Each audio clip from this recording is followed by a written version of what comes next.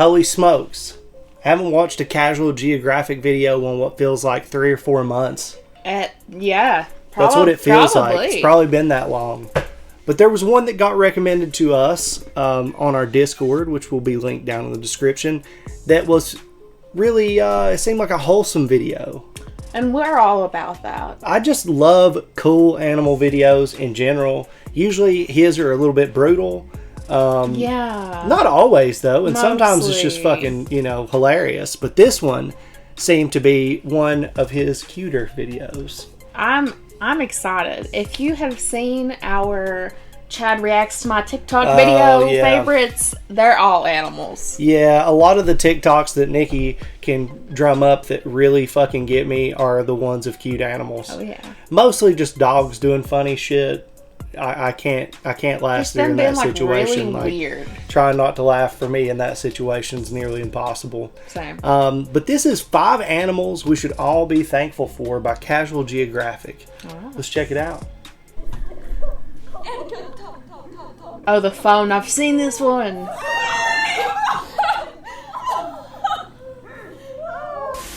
So you might remember a video I made, the 10 most wholesome animals in nature. And even though I admitted literally in the title that it was biased, I think so. I missed one. And I have no other excuse than I just forgot. So we're all familiar with the oppression Oreo of the ocean. They need no introduction. Oppression and you'll Oreo. remember that I've called them the ultimate apex predator, with apex standing for ain't no person pressing them, no exceptions. Well, there is one exception. There is at least one animal that'll stand up to this bar-coded sea assault. That's right, we're talking about humpback whales, aka your new favorite whale. Because humpbacks will often go out of their way to interfere with orca hunts, basically calorie block. Wait a second. Is this a full screen video? Oh my god. Wait a second.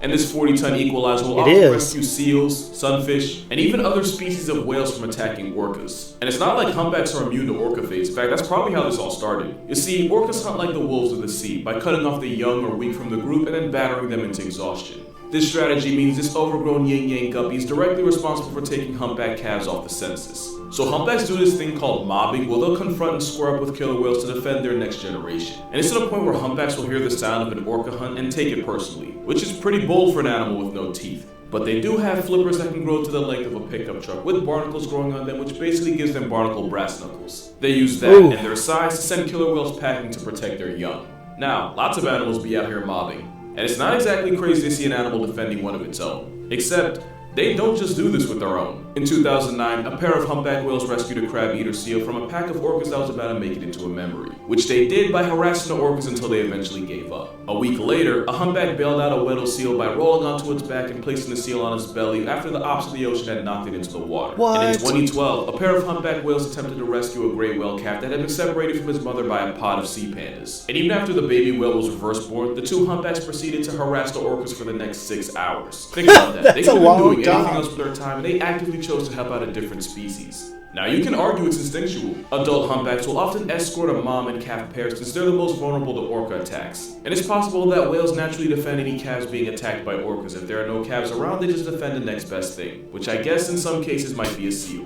But that leaves one big question. Why? Whales aren't exactly stupid. They know the difference between a seal and their own kind. So why go out of their way and actively put themselves in danger for something they're not even related to? Maybe they're just chill like that. And also, you don't have to be a seal to be temporarily adopted by a whale. Marine biologist Nan Hosser was terrified when a humpback spent 10 minutes pushing and nudging her. She was terrified until she noticed a 15-foot tiger shark looming on the other side of the whale. Oh, I haven't seen that one. Cetaceans are arguably the smartest things on the planet without thumbs, so it's possible they're smart enough to have compassion. Or they could literally be the orca's biggest hater that refuses to let any seafarers eat while they're around. Altruistic animal or generational hater, either way, the entire ocean should be grateful for the gatekeepers of the sea. That's pretty funny. They're not the only whales here either. Because if Thanos snapped beluga whales into oblivion, the world would be a much darker place.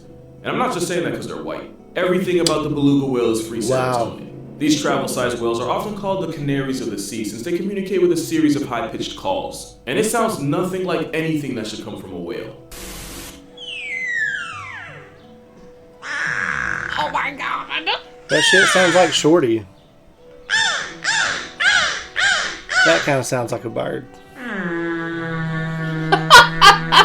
Look at his teeth! I shouldn't call an animal cute because I'm assigning human traits to an animal. It's so cute. Yes. And so is the fact that belugas often imitate the sound of human voices. There was even a time where Navy divers were working underwater on a whale enclosure. The supervisor would communicate with the divers through an underwater device called a wet phone. Well, one of the divers climbed out and was confused because when he asked who told him to come up, everyone said they hadn't said anything to him. Well, turns out one of the beluga whales named Nosy did. When the supervisor wanted one of the divers to surface, he would just say out. Nosy heard this, memorized it, and mimicked it so well that the diver swore it came from his until Nosy did it again. And he somehow managed to repeat it several octaves lower than what belugas usually use to communicate. Yeah, they're that smart. Parrots and ravens can be trained to mimic human speech, but Nosy did it spontaneously and just for the memes. And it's not just a fluke. Beluga brains are twice the size of a human's with more folds in the area responsible for problem solving. It's how a beluga whale can be smart enough to play fetch with your phone. They're also natural extroverts that can travel in groups of 10s, 20s, and sometimes hundreds. Whoa. And of course, there was that time a beluga whale fell in love with a human. But like in a cute way, not whatever this was. Yeah. Tina was a beluga whale in a South Korean zoo. But when she was first brought in, she had a lot of trouble getting settled in. One of the male zookeepers spent a lot of time with her and went out of his way to pay extra special attention to her. Again, not like this. The result? Tina caught feelings. She would only kiss him. She'd spit water at anyone that she thought got too close to him. And when other keepers tried to get the same love, she would reject them. So basically, Tina became a jealous, clingy girlfriend, and yet we're still talking about a whale here. Basically, who this guy thought he was, this guy actually is. But yeah, belugas are way smarter and way more wholesome than they get credit for, despite having one of the most demonic-looking mugshots you'll ever see. Just like orangutans, who are probably the best single mothers you'll find in nature. Orangutans spend their entire lives in the streets. It's actually how they got their name, which translates to man of the forest. This means orangs are hundreds of feet above the possibility of being clapped by a tiger. But it also means that mothers have to eat, sleep, and travel while the next generation literally clings onto them. Every night, Mama Orang will build a bed for her and her baby from scratch using the branches around her. And again, she has to do this while praying gravity doesn't straight up snatch her child. And that's pretty much her life for the foreseeable future. Because orangutans are the biggest mama's boys on the planet that aren't human. They typically spend 6 to 9 years as their mother's shadow, but can easily stay well past a decade.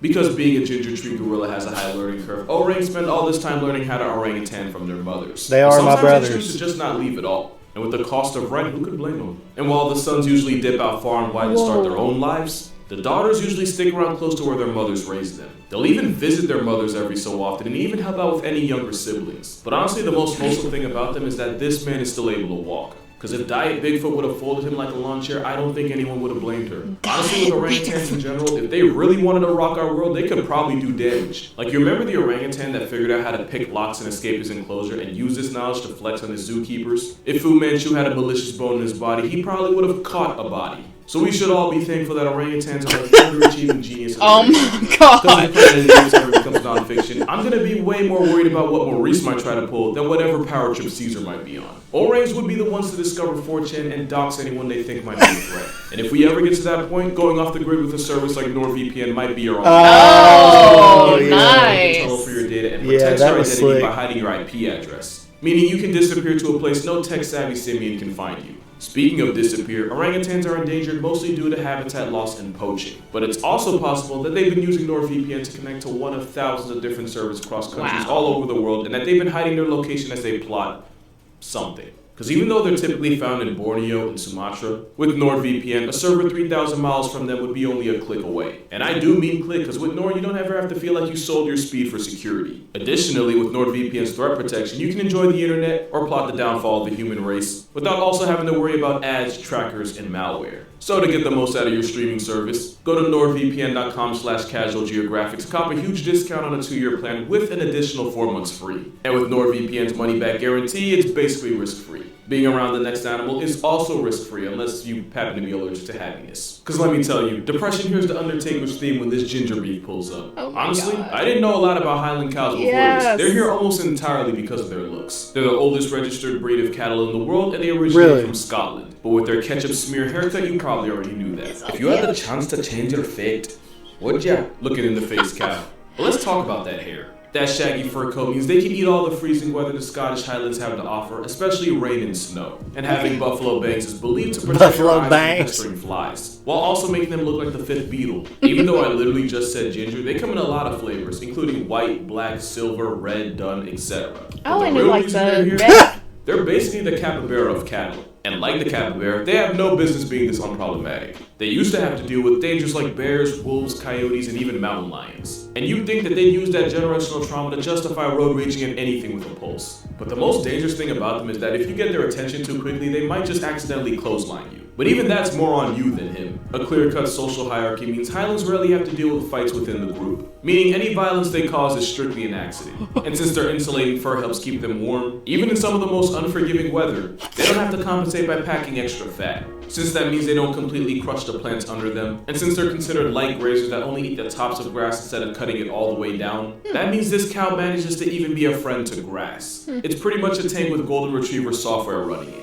And we should be thankful for them just existing. This last animal's gonna... Oh, why did he do that? He had to do that. The guy from the movie High School really had no business showing. Pale Male was a red-tailed hawk that moved to New York City in the early 90s. At first he tried nesting in a tree, but then got evicted by a neighboring family of crows who I guess wasn't accepting of his kind. And I'm guessing one of their names was Jim. So he decided to settle on a building on Fifth Avenue just across from Central Park. And once he was all good and settled, he found a mate who people named First Love.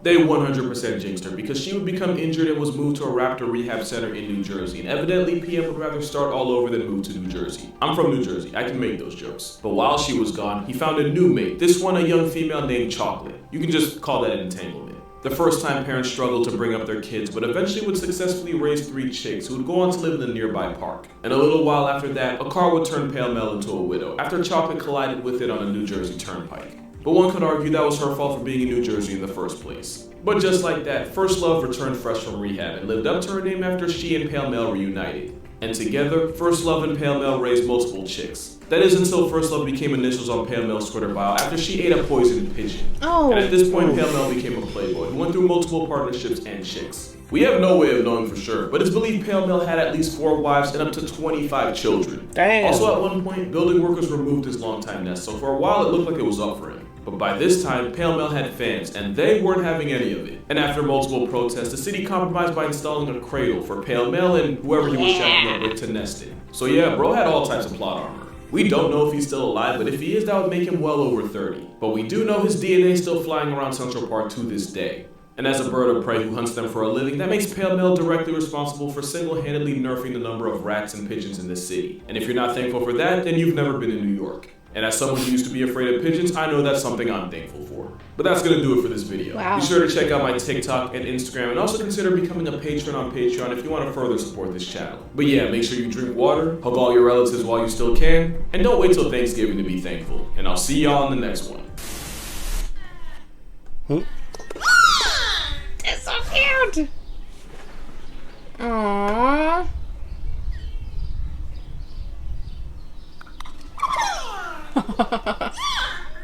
Like, she has my dream job. That is just... That's what you want to be doing? Yeah, I mean, I've always wanted to work with animals. It's just, there's not a lot of money unless you're like a vet. And you get to work with this animal. I don't really... Oh my gosh. Okay, one, I'm so happy for him. I didn't know that he, I knew that he was uploading his TikTok stuff to YouTube, but I didn't know that he was making, I mean, it's like a full screen size. It looks really good. We've been on a hiatus. He's got Patreon. Like, good for him. I'm happy. That's awesome. I told you he was going to keep blowing up. Yeah. Things were going to get better. And while he may still make TikTok content, he's a YouTube guy now, it seems. And, he's one of our favorites. So always cool to see Hood Nature, a.k.a. Casual Geographic, dropping some awesome, wholesome content. And I would agree that a lot of those are, animals that I didn't care about hawk. I know that's not, Don't let Borat hear that. He must follow the hawk. That's his religion. I don't remember that part at all. There's a lot of other stuff going on in that movie, so... It's a decent bit of stuff going on in that movie. I don't know, just, I guess because the birds, a hawk isn't really, cuddly and cute, so whatever. But the whale, oh my god. Oh my god. Yeah, I thought it was also cool that the big whales were, carrying seals and stuff. I've never heard of that before. To terrorize and antagonize killer whales for 6 hours. Dude, when I was little, and I've told you this before, I don't know if you remember, but Free Willy came out when I was, at the perfect age. I remember. And I remember being like, oh my God, my dream is to swim with one of those. And my dad was like, well, I'm going to just ruin your dreams today because that's never, you can't do that. They're not called nice. Killer whales. And I'm like, but Free Willy. But and he's like, no. Dickheads, yeah. Yeah, so he totally squashed my dreams. But that little, like, fathead whale, very Beluga, cute. is that? Yes. Yes. Cute. Very cute. Great video. I hope you guys enjoyed our reaction to it. And if you did, you could always subscribe to our channel, like this video, and you could do the same for Casual Geographic. Go give him some love. Subscribe to his channel, like his videos. We also accept recommendations. Yes, you can do that on our Discord. You can do that in the comments below. Or if you're a patron on our Patreon, you can do that there. Yeah, this was actually recommended to us, and it was recommended to us by, drum roll please, hold